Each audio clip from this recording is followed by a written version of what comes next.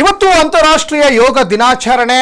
ಬಹಳ ಮುಖ್ಯವಾಗಿ ಇವತ್ತು ಪ್ರಧಾನಿ ನರೇಂದ್ರ ಮೋದಿ ಅವರು ಕೋಲ್ಕತ್ತಾದಲ್ಲಿ 30,000 ಜನರ ಜೊತೆಗೆ ಯೋಗ ಮಾಡಿದರೆ ಬೆಂಗಳೂರಿನ ಕೇಂದ್ರ ಕಾರಾಗೃಹದಲ್ಲಿ ವಿಶ್ವ ಯೋಗ ದಿನಾಚರಣೆಯನ್ನ ಆಚರಣೆ ಮಾಡಲಾಯಿತು. ಅಲ್ಲಿ ಆರೋಪಿ ದರ್ಶನ್ ಜೊತೆಗೆ ಪವಿತ್ರ ಗೌಡ ಕೂಡ ಇವತ್ತು ಯೋಗ ದಿನಾಚರಣೆಯಲ್ಲಿ ಭಾಗಿಯಾದ್ರು. ಅದಕ್ಕೆ ಸಂಬಂಧಪಟ್ಟಂತ ಬ್ರೇಕಿಂಗ್ ಅಪ್ಡೇಟ್ ಆಗ್ತಾ ಇದೆ. ಇವತ್ತು ಅಂತಾರಾಷ್ಟ್ರೀಯ ಯೋಗ ದಿನಾಚರಣೆ ನಿಮಿತ್ತವಾಗಿ ಇಡೀ ಭಾರತದ ಬೇರೆ ಬೇರೆ ರಾಜ್ಯಗಳಲ್ಲಿ ಯೋಗ ದಿನಾಚರಣೆಯನ್ನು ಮಾಡಿದ್ರು. ಬಹಳ ಮುಖ್ಯವಾಗಿ ಬೆಂಗಳೂರಿನ ಕೇಂದ್ರ ಕಾರಾಗೃಹದಲ್ಲೂ ಕೂಡ ವಿಶ್ವ ಯೋಗ ದಿನಾಚರಣೆಯನ್ನು ಮಾಡಿದ್ರು. ಇವತ್ತಿನ ಬೆಂಗಳೂರಿನ ಈ ಕಾರಾಗೃಹದಲ್ಲಿ ಸಾಕಷ್ಟು ಒಂದು ಕೇಂದ್ರ ಬಿಂದು ಆಗಿದ್ದು ಅಂದ್ರೆ ಅದು ನಟ ಆರೋಪಿ ದರ್ಶನ್ ಜೊತೆಗೆ A1 ಆರೋಪಿ ಆಗಿರುವಂತಹ ಪವಿತ್ರ ಗೌಡ ಕೂಡ ಇವತ್ತಿನ ಈ ಯೋಗ ದಿನಾಚರಣೆಯಲ್ಲಿ ಭಾಗಿಯಾಗಿದ್ರು. ಸಾಮೂಹಿಕ ಯೋಗ ದಿನಾಚರಣೆಯಲ್ಲಿ 1 ಗಂಟೆಗಳ ಕಾಲ ಜೈಲಿನ ಕಾರಿಡಾರ್ನಲ್ಲಿ ಯೋಗಾಸನವನ್ನ ನಟ ದರ್ಶನ್ ಮಾಡಿದ್ದಾರೆ. ಜೊತೆಗೆ ಪವಿತ್ರ ಗೌಡ ಕೂಡ ಭಾಗಿಯಾದ್ರು. ಜೈಲಿನ ಕಾರಿಡಾರ್ನಲ್ಲಿ ದರ್ಶನ್ ಯೋಗ ಮಾಡಿದ್ರು.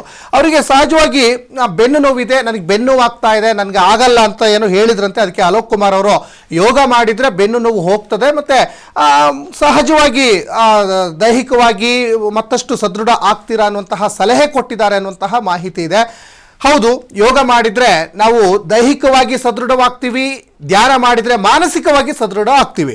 ಈ 5,000 ವರ್ಷಗಳ ಪ್ರಾಚೀನ ಒಂದು ಪದ್ಧತಿ ಇವತ್ತು ನಮ್ಮಿಂದ ಹುಟ್ಟಿರುವಂಥ ಈ ಯೋಗ ಇವತ್ತು ಬೇರೆ ಬೇರೆ ವಿಶ್ವದ ನಾನಾ ಭಾಗಗಳಲ್ಲಿ ಇವತ್ತು ಅಂತಾರಾಷ್ಟ್ರೀಯ ಯೋಗ ದಿನಾಚರಣೆ ನಿಮಿತ್ತವಾಗಿ ಸಾಕಷ್ಟು ಕಡೆ ಈಗ ಯೋಗ ದಿನಾಚರಣೆಯನ್ನು ಮಾಡ್ತಾ ಇದ್ದಾರೆ. ಅದು ನಮ್ಮ ಬೆಂಗಳೂರಿಗೇನು ಹೊರತಲ್ಲ ಅಥವಾ ಬೆಂಗಳೂರಿನ ಪರಪ್ಪನ ಅಗ್ರಹಾರಕ್ಕೆ ಅನ್ನೋದೇನೋ ಹೊರತಾಗಿಲ್ಲ. ಆ ನಿಟ್ಟಿನಲ್ಲಿ ಸಾಮೂಹಿಕ ಯೋಗದಲ್ಲಿ ಆರೋಪಿ ಪವಿತ್ರ ಗೌಡ ಜೊತೆಗೆ ನಟ ದರ್ಶನ್ ಭಾಗಿಯಾದ್ರು. ಯೋಗ ನಿರಾಕರಿಸಿದ್ರು ಪ್ರಾರಂಭದಲ್ಲಿ ಆರೋಪಿ ದರ್ಶನ್. ಆದರೆ ದರ್ಶನ್ಗೆ ಒಂದಿಷ್ಟು ಸಲಹೆಗಳನ್ನು ಕೊಟ್ಟಿದ್ದಾರೆ ಅಲೋಕ್ ಕುಮಾರ್ ಅವರು. ಯೋಗ ಮಾಡಿದರೆ ಏನಾಗ್ತದೆ, ಎಷ್ಟು ಬೆನಿಫಿಟ್ ಇದೆ, ಯೋಗ ಮಾಡಿದರೆ ಬೆನ್ನು ಕೂಡ ಹೋಗ್ತದೆ ಅಂತ ಹೇಳಿದರು. ಅದಾದ ಮೇಲೆ ಯೋಗ ಮಾಡಲಿಕ್ಕೆ ದರ್ಶನ್ಗೆ DGP ಅಲೋಕ್ ಕುಮಾರ್ ಸಲಹೆ ಕೊಟ್ಟ ನಂತರ ದರ್ಶನ್ ಬಂದು ಯೋಗವನ್ನು ಮಾಡಿದ್ದಾರೆ. 1 ಗಂಟೆಗಳ ಕಾಲ ಆ ಜೈಲಿನ ಕಾರಿಡಾರ್ನಲ್ಲಿ ದರ್ಶನ್ ಜೊತೆಗೆ ಪವಿತ್ರ ಗೌಡ ಮತ್ತು ಬೇರೆ ಬೇರೆ ಆರೋಪಿಗಳು ಕೂಡ ಅದರಲ್ಲಿ ಒಂದು ಯೋಗಾಸನದಲ್ಲಿ ಕೂಡ ಭಾಗಿಯಾಗಿದ್ದರು. ಜೊತೆಗೆ ಇವತ್ತಿನ ಒಂದು ಈ ಯೋಗ ದಿನಾಚರಣೆಗೆ ಸಂಬಂಧಪಟ್ಟ ಹಾಗೆ ಸಾಕಷ್ಟು ಜನ ದರ್ಶನ್ ಜೊತೆಗೆ ಪವಿತ್ರ ಗೌಡ ಮತ್ತು ಬೇರೆ ಬೇರೆ ಆರೋಪಿಗಳೇನಿದ್ರಲ್ಲ ದರ್ಶನ್ ಸಹಚರರು ಅವರು ಕೂಡ ಭಾಗಿಯಾಗಿದ್ದರು.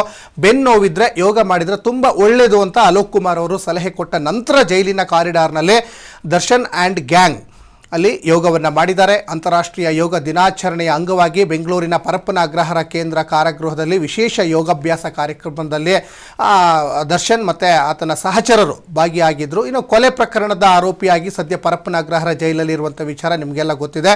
ಇನ್ನು ರೇಣುಕಾಸ್ವಾಮಿ ಒಂದು ಕೊಲೆ ಆರೋಪ ಸ್ಥಾನವನ್ನು ಹೊತ್ತಿರುವಂತಹ ನಟ ದರ್ಶನ್ ಈಗ ವಿಚಾರಣೆಯನ್ನು ಎದುರಿಸ್ತಾ ಇದ್ದಾರೆ. ಜೊತೆಗೆ ಅವರ ಗ್ಯಾಂಗ್ ಕೂಡ ವಿಚಾರಣೆಯನ್ನು ಎದುರಿಸ್ತಾ ಇದ್ದಾರೆ. ಆ ನಿಟ್ಟಿನಲ್ಲಿ ಇವತ್ತು ಅಂತಾರಾಷ್ಟ್ರೀಯ ಯೋಗ ದಿನಾಚರಣೆ ಆಗಿರೋದ್ರಿಂದ ಅದು ಯೋಗ ಎಲ್ಲರೂ ಕೂಡ ಮಾಡಬೇಕು, ಪ್ರತಿದಿನ ಕೂಡ ಮಾಡಬೇಕು, ದೇಹವನ್ನು ಸದೃಢವಾಗಿ ಇಟ್ಕೊಳ್ಬೇಕು, ಜೊತೆಗೆ ಧ್ಯಾನ ಕೂಡ ಮಾಡಬೇಕು. ಮನಸ್ಸನ್ನು ನಾವು ಒಂದು ಏಕಾಗ್ರತೆಯಿಂದ ಇಟ್ಕೊಳ್ಳಲಿಕ್ಕೆ ಯೋಗ ಮತ್ತು ಧ್ಯಾನ ಬಹಳ ಮುಖ್ಯ ಆಗ್ತದೆ.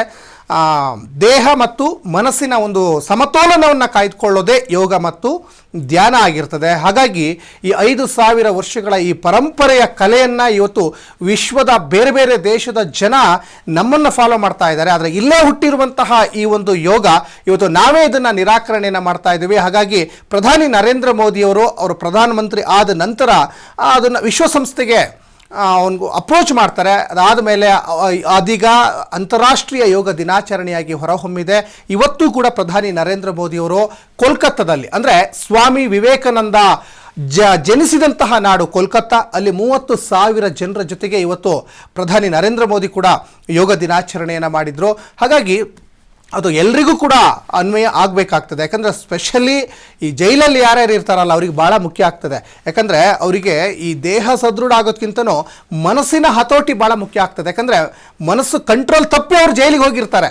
ಒಂದು ನೋಡಿ, ಸಣ್ಣ ಏನೋ ಒಂದು ಕೆಟ್ಟಗಳಿಗೆ ಅದೇನೋ ಉಗ್ರಲ್ಲಿ ಹೋಗೋದಕ್ಕೆ ಕೊಡ್ಲಿ ತಗೊಂಡ್ರು ಅಂತಾರಲ್ಲ, ಹಂಗಾಗಿ ಅವ್ರು ಜೈಲಿಗೆ ಹೋಗಿರ್ತಾರೆ. ಜೈಲಿಗೆ ಹೋದ ಮೇಲೆ ಒಂದಿಷ್ಟು ಮನ ಪರಿವರ್ತನೆ ಆಗ್ತಾ ಹೋಗ್ತದೆ ಅವರಿಗೆ. ನಾನು ಹಿಂಗೆ ಮಾಡಬಾರ್ದಾಗಿತ್ತು ಅಂತ ಪಶ್ಚಾತ್ತಾಪ ಪಡ್ತಾ ಇರ್ತಾರೆ.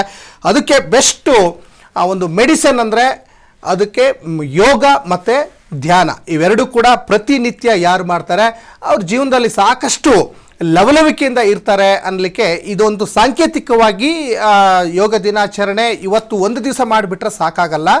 ಪ್ರತಿದಿನ ಮಾಡಬೇಕಾಗ್ತದೆ. ಕೆಲವರು ಏನೋ ಪೋಸ್ಟರ್ ಹಾಕೊಳ್ಳಿಕ್ಕೆ, ಇನ್ಸ್ಟಾಗ್ರಾಮ್ನಲ್ಲಿ ಸ್ಟೇಟಸ್ ಹಾಕೊಳ್ಳಿಕ್ಕೆ ಎಲ್ಲ ಯೋಗ ದಿನಾಚರಣೆ ಅಂತ ಹೇಳ್ಬಿಟ್ಟು ಒಂದು ದಿವಸ ಯಾವುದೋ ಒಂದು ಆಸನ ಮಾಡಿ ಸುಮ್ಮನಿದ್ರೆ ಆಗಲ್ಲ. ಒಂದು ದಿನಕ್ಕೆ ಆ ಯೋಗ ದಿನಾಚರಣೆ ಮಾಡಿ ಸುಮ್ಮನೆ ನೀವು ಬಿಲ್ಡಪ್ ಕೊಡೋಕ್ಕೆಲ್ಲ ಮಾಡೋಕ್ಕೆ ಹೋಗಬಾರ್ದು. ಮಾಡಿದರೆ ಪ್ರತಿನಿತ್ಯ ನಿಮ್ಗೆ ಎಷ್ಟು ಆಗ್ತದೆ ಅಷ್ಟು ಯೋಗ ದಿನಾಚರಣೆ ನಿಮಿತ್ತವಾಗಿ ನೀವು ಇವತ್ತಿಂದ ಸ್ಟಾರ್ಟ್ ಮಾಡಿದರೆ, ಪ್ರತಿದಿನ ಮಾಡಿದರೆ ತುಂಬ ಒಳ್ಳೆಯದು. ನಿಮ್ಮ ಆರೋಗ್ಯ ಜೊತೆಗೆ ಮನಸ್ಸಿನ ಹಿಡಿತ ಎಲ್ಲವೂ ಕೂಡ ಹತೋಟಿಗೆ ಬರಲಿಕ್ಕೆ ಯೋಗ ಒಂದು ಬೆಸ್ಟ್ ಮೆಡಿಸನ್ ಅಂತಲೇ ಹೇಳ್ಬೋದು. ದೃಶ್ಯಗಳಲ್ಲಿ ನೀವು ಗಮನಿಸ್ತಾ ಇದ್ದೀರಾ, ನಟ ದರ್ಶನ್ ಜೊತೆಗೆ ದರ್ಶನ್ ಸಹಚರರು ಕೂಡ ಇವತ್ತು ಜೈಲಿನ ಕಾರಿಡಾರ್ನಲ್ಲಿ ಯೋಗ ದಿನಾಚರಣೆನ ಮಾಡಿದರು. ಜೊತೆಗೆ ಅಲೋಕ್ ಕುಮಾರ್ ಅವರು ಕೂಡ ಸಲಹೆಯನ್ನು ಕೊಟ್ಟರು. ನೀವು ಯೋಗ ಮಾಡಿದರೆ ಸಾಕಷ್ಟು ದೈಹಿಕವಾಗಿ ಒಂದಿಷ್ಟು ಸದೃಢ ಆಗ್ತೀರಾ, ಜೊತೆಗೆ ಮಾನಸಿಕವಾಗಿ ನಿಮಗೆ ಮತ್ತಷ್ಟು ಒಂದು ಆತ್ಮಸ್ಥೈರ್ಯ ತುಂಬುತ್ತೆ ಅನ್ನುವಂಥದ್ದು ಕೂಡ ಹೇಳಿದರು. ಹಾಗಾಗಿ ಬೇರೆ ಬೇರೆ ಆಸನಗಳಲ್ಲಿ ನಟ ದರ್ಶನ್ ಸೇರಿದಂತೆ ಅವರ ಸಹಚರರು ಯಾರ್ಯಾರೆಲ್ಲ ಈಗ ಈ ಒಂದು ರೇಣುಕಾಸ್ವಾಮಿ ಕೊಲೆ ಆರೋಪ ಸ್ಥಾನವನ್ನು ಹೊತ್ತಿದ್ದಾರಲ್ಲ, ಅವ್ರ ಜೊತೆಗೆ ಬೇರೆ ಬೇರೆ ಕೈದಿಗಳು, ಬೇರೆ ಬೇರೆ ಆರೋಪಿಗಳು ಕೂಡ ಜೈಲಲ್ಲಿದ್ದಾರೆ, ವಿಚಾರಣೆ ದಿನ ಕೈದಿಗಳಿದ್ದಾರೆ. ಎಲ್ಲರೂ ಸಾಮೂಹಿಕವಾಗಿ 1 ಗಂಟೆಗಳ ಕಾಲ ಇವತ್ತು ವಿವಿಧ ಆಸನಗಳನ್ನು ಮಾಡಿದ್ರು, ವಿವಿಧ ಭಂಗಿಗಳನ್ನು ಮಾಡಿದ್ರು. ಯೋಗ ಮುಗಿದ ಬಳಿಕ ದರ್ಶನ್ ಮತ್ತು ಅವರ ಗ್ಯಾಂಗ್ ಮರಳಿ ತಮ್ಮ ಬ್ಯಾರಕ್ಗಳಿಗೂ ಕೂಡ ತೆರಳಿದ್ರು.